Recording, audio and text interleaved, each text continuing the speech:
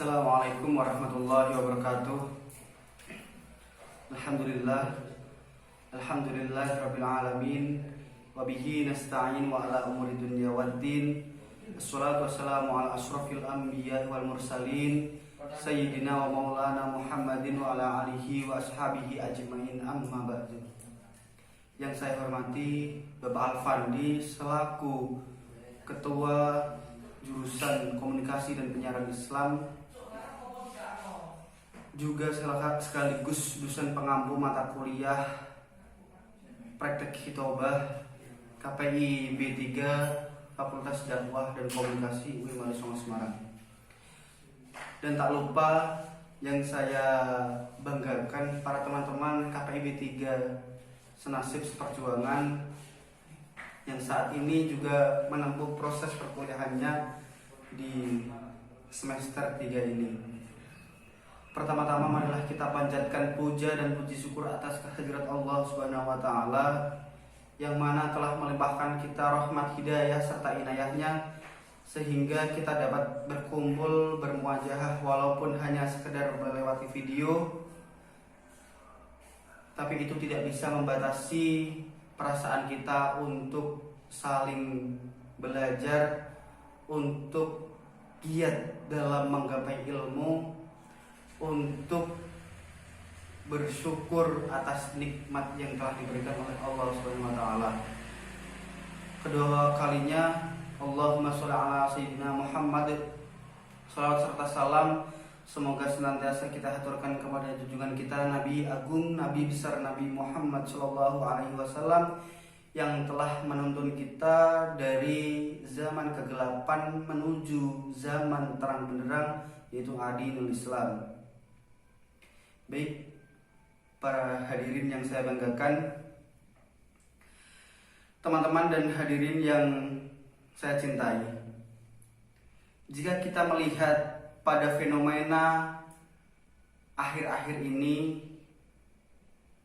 kenyataan sekarang bahwasannya banyak masyarakat yang sudah dimanjakan oleh berbagai macam teknologi.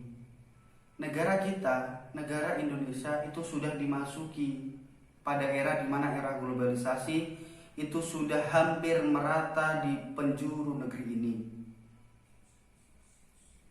Semakin lama semakin hancur moral generasi pemuda di negeri ini akan budaya-budaya yang datang dari barat, budaya-budaya yang datang dari luar, itu dengan gampangnya, dengan mudahnya masuk ke dalam negara ini. Pemuda Jawa yang dulunya mempunyai tata krama, etika dan moralitas baik, lama-kelamaan akan hilang tata krama tersebut, digantikan oleh budaya yang datang dari barat tersebut. Handphone sudah memiliki fasilitas yang banyak, yang lengkap, kendaraan yang sudah semakin lengkap dan banyak, semua serba bisa kita temukan pada zaman sekarang. Namun di balik semua itu, teman-teman, muncul suatu kebiasaan baru, yaitu kebiasaan bermalas-malasan pada diri pemuda. Kebiasaan yang mana akan menghancurkan progresivitas yang ada pada diri pemuda, yang mana Bapak Insinyur Soekarno pernah mengatakan bahwasannya, beri aku 1000 orang tua, maka akan kucabut Semeru dari akarnya, beri aku 10 pemuda, maka akan kuguncangkan dunia. Dari perkataan Bapak Insinyur dapat kita tafsirkan bahwasannya peran pemuda itu sangat penting, peran pemuda itu sangat luar biasa. Apabila pemuda telah dimanjakan oleh hal-hal yang saya sebutkan di awal tadi, maka apa jadinya bangsa negara ini tanpa penerus pemuda-pemudanya? Jika hal ini kita biarkan, teman-teman, tentunya dampaknya akan sangat panjang sekali. Sebagai kaum muda, kita dituntut untuk mempunyai rasa semangat, mempunyai rasa gigih yang lebih besar daripada generasi-generasi tua. Kalau pemuda di zaman dulu berjuang dengan baku hantam, dengan peluru, dengan Belanda dan lain sebagainya, pemuda yang sekarang akan lebih berat perjuangannya karena akan melawan dengan akhlak, etika, dan moralitas buruk yang berdampak pada akhlak generasi sekarang. Seharusnya kita malu dengan para pejuang-pejuang yang telah berjuang pada era masa yang lalu. Mereka telah gigih berjuang. Jangankan harta, nyawa pun mereka berikan kepada bangsa ini. Semata-mata karena jiwa mudanya itu sudah terlatih. Jiwa mudanya itu masih kental. Dan semangat patriotismenya itu sangat tinggi. Dan pemuda sekarang apabila bermalas-malasan, maka jangan salahkan negara ini jikalau 10 tahun yang akan mendatang tidak akan ada lagi negara yang namanya negara Indonesia. Ada hadis meriwayatkan,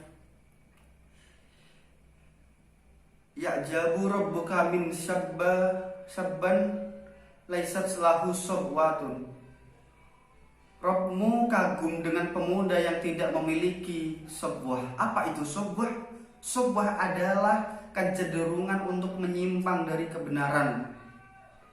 Seperti yang kita tahu, kita sebagai pemuda, kita sebagai mahasiswa yang mana telah dikuar-kuarkan mahasiswa adalah agen perubahan, agen of change, agen of control. Ketika mahasiswa mempunyai menyandang gelar seperti itu, malah menyimpang dari kebenaran, maka apa daya masyarakat yang telah ditindas, masyarakat-masyarakat kecil yang membutuhkan kontrol dari mahasiswa, itu pasti akan terpuruk lagi nantinya. Teman-teman yang saya banggakan, maka dari itu mulai saat ini marilah kita sing-singkan lengan baju dan bangkitkan semangat pemuda-pemuda kita lagi. Jangan biarkan rasa malas membelenggu diri kita. Jangan biarkan rasa malas mengungkung kita sehingga kita menjadi generasi yang apatis, generasi yang pengecut, menjadi generasi yang lemah dan tidak bisa berbuat apa-apa.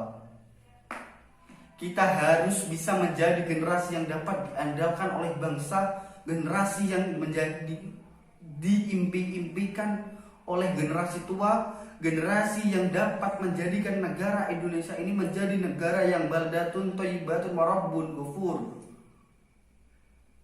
Maka dari itu pemuda-pemuda yang ada di negeri ini, marilah kita tata pondasi kita, idealisme kita tata lagi kembali agar kita dapat menjadikan mahasiswa sebagai pemuda, sebagai agen of control, agen of change menjadi kenyataan.